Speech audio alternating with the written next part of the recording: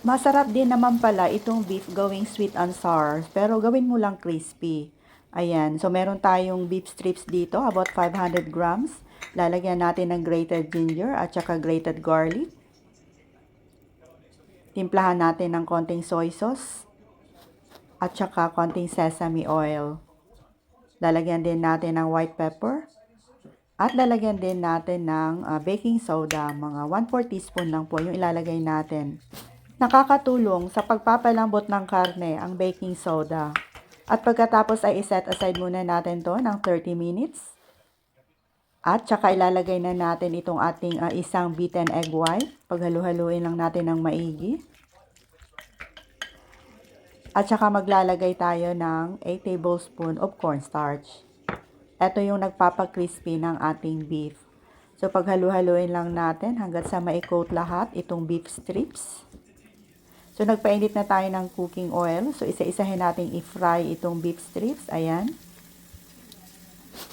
Dumidikit sa tongs kaya gamit kamay yung aking paglagay ng beef.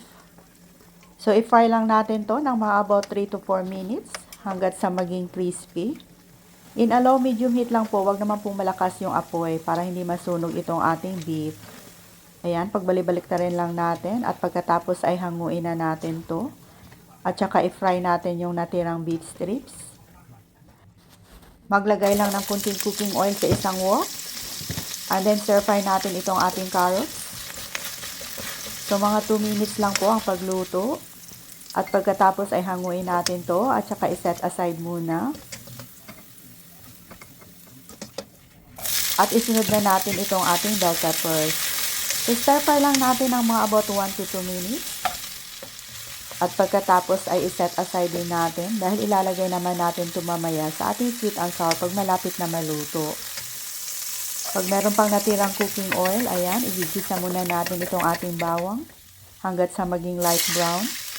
At ibuhos na itong 1 and 1/2 cups of water, 1/2 cup of pineapple juice. Lalagyan din natin ng ketchup, about 1/4 cup. Ayan, paghalu-haluin lang natin. So maglagay ng 1/2 Knorr chicken cube. Lagyan din natin ng 3 tablespoon of brown sugar. Timplahan ng konting paminta, ayan. Hayaan lang nating mag-boil. At pag kulong-kulo na, ay saka naman natin ilalagay itong vinegar. So, about 3 tablespoon of vinegar po yung ilalagay natin dito. At saka idagdag na natin itong ating onion, carrots. So, yan lang nating maluto ng mga about 1 minute. At saka idagdag na natin itong bell peppers. At itong na-fry nating beef. At pagkatapos ay lalagay na natin itong na-dissolve nating cornstarch. So, dahan-dahan lang nating paghalo-haluin.